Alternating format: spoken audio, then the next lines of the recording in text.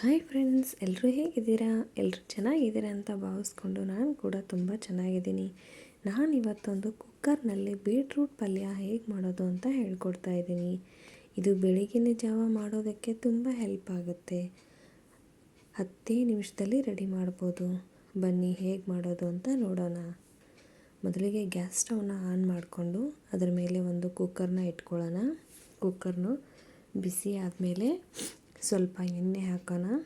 ಎಣ್ಣೆ ಏನು ಜಾಸ್ತಿ ಬೇಕಾಗಲ್ಲ ಇದಕ್ಕೆ. ಎಣ್ಣೆ ಕಾದ್ಮೇಲೆ ಸಾಸಿವೆ ಮತ್ತು ಜೀರಿಗೆನ ಹಾಕೋಣ.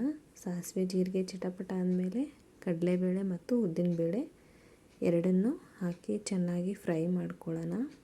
ನೋಡಿ, ನಿಧಾನ ಉರಿಯಲ್ಲಿಟ್ಕೊಂಡು ಕಂದು ಬಣ್ಣ ಬರೋವರೆಗೂ ಚೆನ್ನಾಗಿ ಫ್ರೈ ಮಾಡ್ಕೊಳ್ಳಿ. ಕಡಲೆಬೇಳೆ ಉದ್ದಿನಬೇಳೆ ಎರಡು ಫ್ರೈ ಆದಮೇಲೆ ಚಿಕ್ಕ ಚಿಕ್ಕದಾಗಿ ಕಟ್ ಮಾಡ್ಕೊಂಡಿರುವಂತಹ ಹಸಿರು ಮೆಣಸಿನ್ಕಾಯಿನ ಹಾಕ್ಕೊಳ್ಳೋಣ. ಹಸಿರು ಮೆಣಸಿನ್ಕಾಯಿ ಫ್ರೈ ಆದಮೇಲೆ ಕರಿಬೇವಿನ ಸೊಪ್ಪು ಹಾಕ್ಕೊಂಡು ಮತ್ತು ಈರುಳ್ಳಿನ ಹಾಕ್ಕೊಳ್ಳಿ. ಈರುಳ್ಳಿ ಮತ್ತು ಕರಿಬೇವಿನ ಸೊಪ್ಪು ಎರಡು ಕಂದು ಬಣ್ಣಕ್ಕೆ ಬರೋವರೆಗೂ ನಿಧಾನವಾಗಿ ಅದನ್ನು ಫ್ರೈ ಮಾಡಿ. ಯಾವುದೇ ಕಾರಣಕ್ಕೂ ಗ್ಯಾಸ್ ಫ್ಲೇಮ್ನ ಹೈ ಮಾಡಬೇಡಿ, ಲೋನಲ್ಲೇ ಇರಲಿ.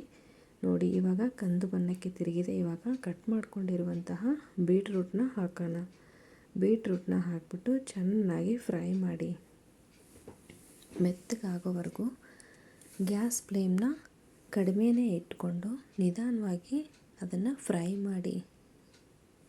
ಸ್ವಲ್ಪ ಇದಕ್ಕೆ ಉಪ್ಪನ್ನು ಹಾಕಿಬಿಟ್ಟು ಫ್ರೈ ಮಾಡಿ. ಸಾರಿ ಫ್ರೆಂಡ್ಸ್, ವಿಡಿಯೋದಲ್ಲಿ ನಾನು ಉಪ್ಪು ಹಾಕೋದು ಸ್ಕಿಪ್ ಆಗಿದೆ. ನಿಮಗೆ ರುಚಿಗೆ ತಕ್ಕಷ್ಟು ಉಪ್ಪನ್ನು ಹಾಕಿ ಇದನ್ನು ಫ್ರೈ ಮಾಡಿ. ಒಂದು 5ರಿಂದ 7 ನಿಮಿಷದವರೆಗೂ ಫ್ರೈ ಮಾಡಿ. ಅಂದರೆ ಒಂದು 50% ಇದು ಬೆಂದುಬಿಡುತ್ತೆ. ಫ್ರೈ ಮಾಡ್ತೀವಲ್ಲ ಆವಾಗಲೇ ಬೆಂದುಬಿಡುತ್ತೆ. ನೋಡಿ, ಇವಾಗ ತೋರಿಸ್ತಾ ಇದ್ದೀನಿ.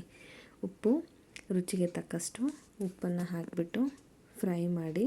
ಫ್ರೈ ಮಾಡಿದ್ಮೇಲೆ ಇದಕ್ಕೆ ನೀರನ್ನು ಸೇರಿಸುವಂತಹ ಅವಶ್ಯಕತೆ ಏನಿಲ್ಲ.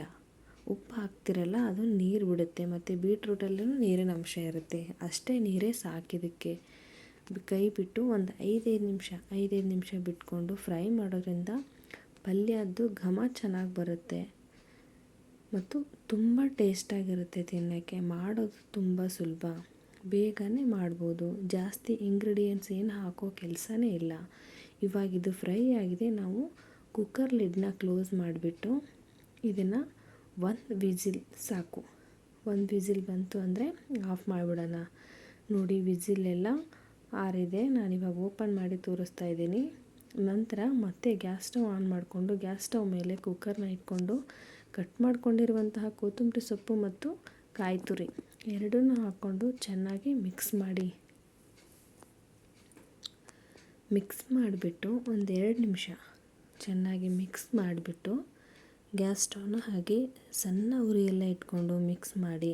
ನೋಡಿ, ಇವಾಗ ಬೀಟ್ರೂಟ್ ಪಲ್ಯ ರೆಡಿಯಾಗಿದೆ. ಒಂದು ಸರಿ ಟ್ರೈ ಮಾಡಿ, ತುಂಬಾ ಬೇಗ ಆಗುತ್ತೆ. ಸರಿ ಟ್ರೈ ಮಾಡಿ. ಬಾಯ್ ಬಾಯ್.